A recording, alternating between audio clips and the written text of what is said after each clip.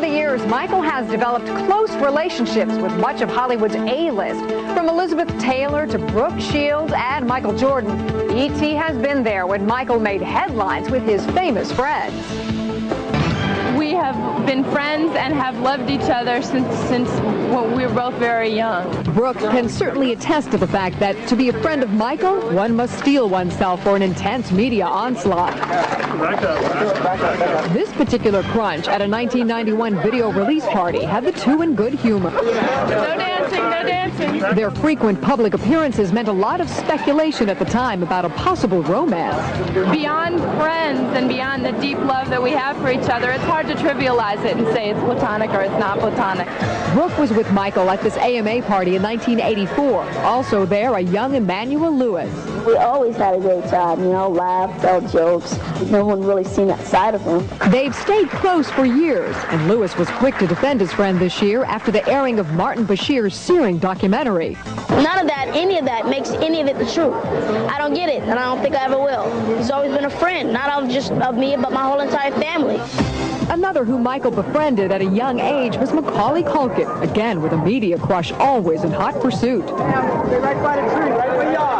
10 years after this romp through Disney World, Macaulay was there for Michael's all-star salute in 2001. He's just a sweet person, and I'm very happy to have him in my life. I think one of the great things about our relationship is me and him could just act like kids all the time, and that's kind of what we do. Macaulay is the godfather of Michael's first two kids. How are they doing? Oh, they're doing great. They're beautiful. They're beautiful, and they just keep on getting bigger. I think, as normal of a life as Michael can give them, the better. A lot of Michael's friends were at that salute. I think a lot of people are going to be like this because he always puts such a spectacle on. Watching him years ago, who would have thought we would be here performing with him? He's such an inspiration to all of us. Oh, I'm feeling great. I'm very excited. Liza invited Jackson to her wedding 6 months later. His date, Elizabeth Taylor. These two have been the closest of friends for years. He hosted her 1991 wedding at Neverland Ranch and gave the bride away to Larry Fortensky. Jackson has often had his friends do music video cameos with him. He was trading moves with Michael Jordan for Jam in 1992. I'm learning certain moves from him, but at the same time, I'm a teacher. Naomi Campbell shared this hot scene for In the Closet, also in '92.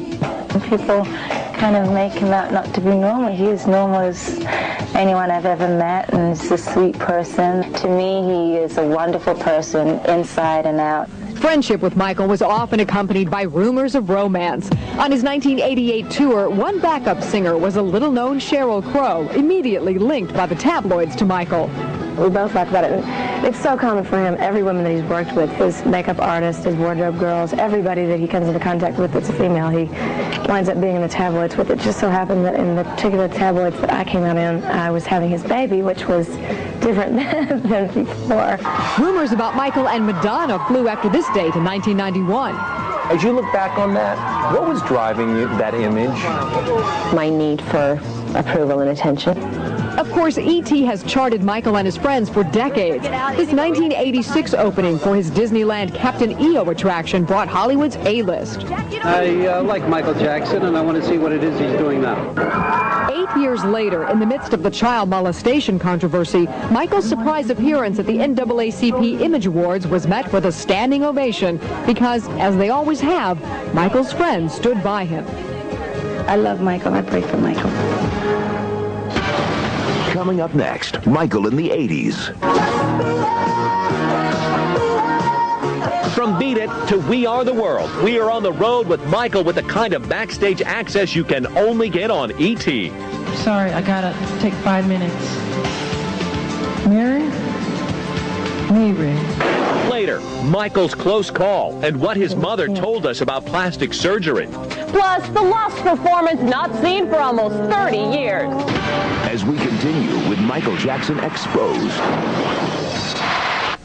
Michael Jackson Exposed. The 1980s will be remembered as the decade he became the king of pop. With hit after hit, The Moonwalk, We Are the World, it was Michael's decade to shine. And our Maria Menounos is here with more incredible moments we uncovered in the E.T. vault. Maria?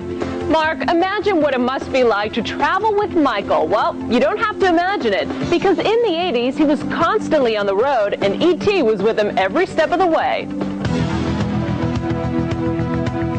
His hopes for true love. To find the right person and to go off somewhere for a lifetime, you have to be married, I guess. His enduring loneliness. When I'm not on stage, I'm not as happy, and everything seems to be foreign to me, or new. And I'm just now beginning to enjoy friendship, which is new for me.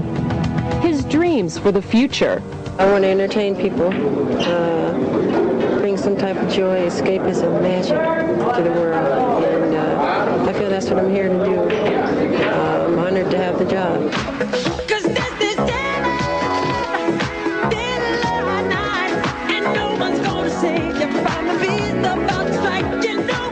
In the 80s, fans hung on Michael's every whispered word because he enjoyed staggering success.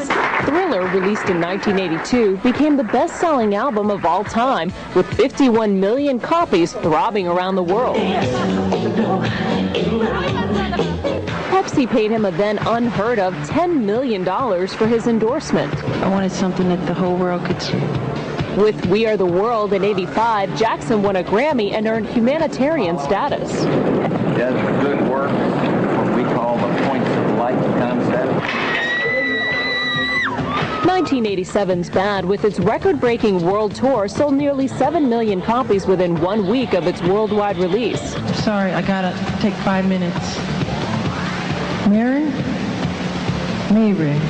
During this whirlwind, he always had time for E.T., as Mary Hart literally held his hand backstage, calming him. I think it's got to be one of the most incredible feelings in the world. To know it's your show and just to feel there's a whole excitement and frenzy about it. Mary even joined the Jackson pre-concert prayer circle, which evolved into a good old-fashioned yell.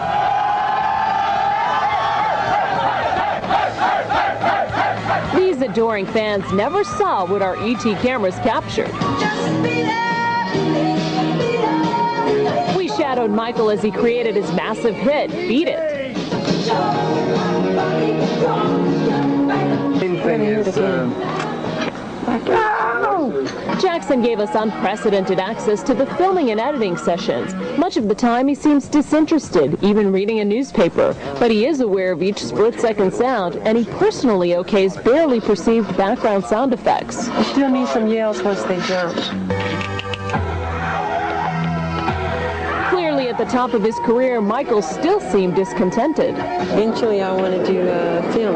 That's what my dream is, to do film as well as song, to integrate them together.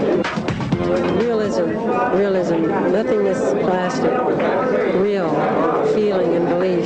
That's what I understand. Bring the world together through love, peace, joy, for man to live together. That's the whole thing. Before the shroud of secrecy enveloped him, Michael lived a sometimes open public life. When the play Dreamgirls premiered in Los Angeles, he gave E.T. his review. It's the most incredible play I've ever seen. It's brilliant. Everybody should see it.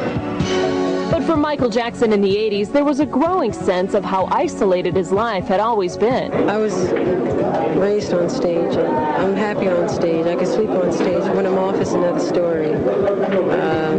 It's hard to relate to people in everyday life. I'm comfortable on stage in front of thousands of people. That love of performing took Michael around the globe. For 1987's Bad World Tour, he even brought along one of his most talked about companions, Bubbles the Chimp. He was becoming a true legend, and other stars sought him out. Billy Joel and Christy Brinkley brought their daughter Alexa to a sound check and visited backstage. It's Michael, all right. She can't believe it. But there was no denying Michael was gaining his reputation as an eccentric.